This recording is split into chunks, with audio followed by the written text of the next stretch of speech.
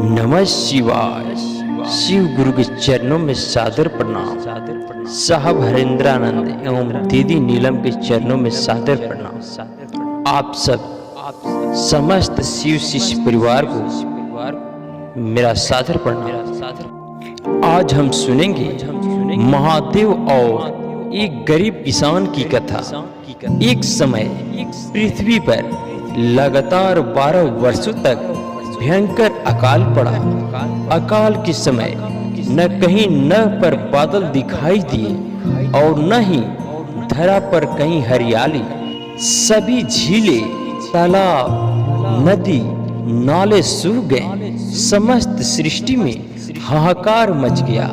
प्राणी जल की बूंद बूंद के लिए तरस गए तथा भूख से निष्प्राण हो तड़पने लगे। इंद्र देवता को प्रसन्न करने के लिए लोग तरह तरह की प्रार्थना अर्चना करते रहे, मगर मेघ थे कि गायब ही हो गए।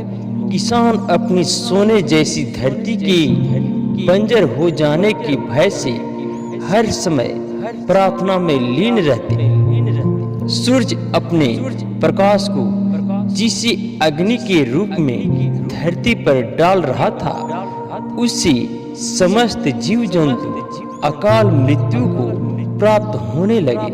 भयंकर गर्मी में एक किसान ने अचानक अपने खेतों में हल जोतना शुरू कर दिया। संजोगवश शिव पार्वती भ्रमण करते हुए वहां आ पहुंचे।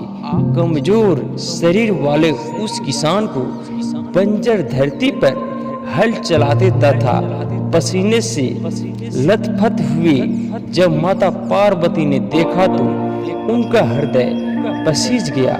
वह सोचने लगी, यह किसान बिना जल की धरती पर हल क्यों चला रहा है?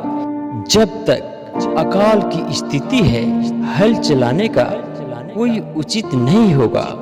इसी सोच में डूबी माता पार्वती से शिव बोले, पार्वती क्या सोच रही हो? पार्वती बोली, देव, पिछले कई वर्षों से अकाल पड़ा हुआ है। बिना बारिश के इस बंजर धरती पर कुछ भी तो नहीं होगा। फिर इस किसान को क्या पड़ी है जो इस भयंकर गर्मी में धरती पर हल चला रहा है? इससे वह स्वयं भी परेशान हो रहा है तथा बेचारे भूख प्यासे बैल भी परेशानी में है। क्या इस किसान को लगता है कि वर्षा होगी? शिव बोले, नहीं, इससे कोई पूर्वाभास नहीं है कि वर्षा होने वाली है।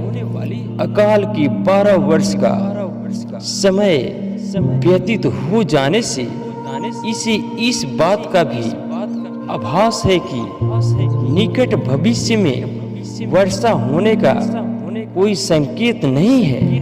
पार्वती ने शिव की बात काटते हुए कहा, फिर यह व्यक्ति मूर्खता क्यों कर रहा है?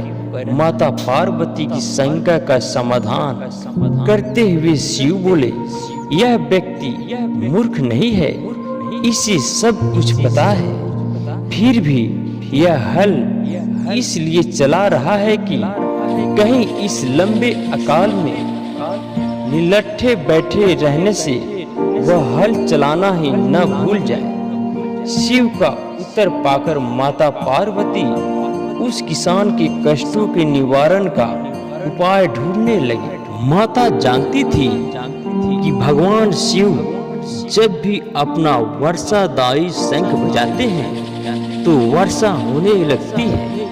उन्होंने शिव से कहा, प्रभु कितना कष्ट उठाकर हल चला रहा है, लेकिन आपने भी तो इतने वर्षों से अपना वर्षादायी शंख नहीं बजाया है। कहीं ऐसा न हो कि आप भी शंख बजाना भूल जाएं। नहीं पार्वती, ऐसा कैसे हो सकता है? शिव तपाक से बोले, मैं शंख बजाना भला कैसे भूल सकता हूँ? पार्वती झट से बोली, ऐसा क्यों नहीं हो सकता स्वामी, इतने वर्षों से आपने शंख नहीं बजाया, ऐसे में हो सकता है कि आप शंख बजाना ही भूल गए।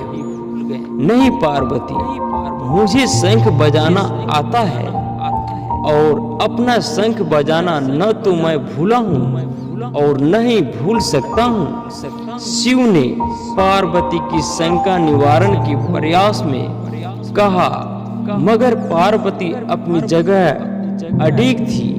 कहने लगी, प्रभु यदि ऐसा नहीं है तो एक बार बजाकर क्यों नहीं देख लेते।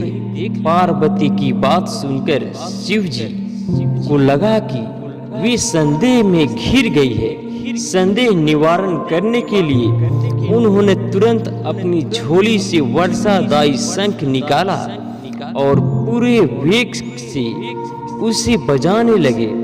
बस फिर क्या, शंखनाद होते ही समूचे आकाश में मेघ घिर आए। काले रंग की घनघोर बादल आकाश में हो और बारिश न हो, ऐसा भला कैसे होता।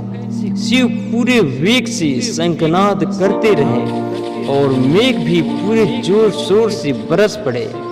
देखते देखते मूसलाधार बारिश होने लगी। समूची धरती जलमग्न हो उठी। इतनी बारिश हुई कि सारी धरती की प्यास बुझ गई। किसान नाचने लगे, मानो ही क्या पशु पक्षी भी शिव जी की इस कृपा से धन्य हो उठे। माता पार्वती इस समूचे संसार की प्रसन्नता से गदगद हो उठी।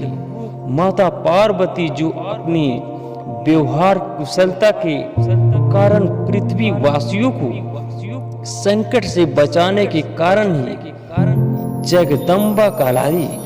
वे शिव जी से मुस्कुराते हुए बोली, स्वामी आप तो सचमुच भोले भंडारी है। यही कहकर अपनी वाणी को विराम देता हूँ। नमः शिवाय, नमः शिवाय, नमः शिवाय।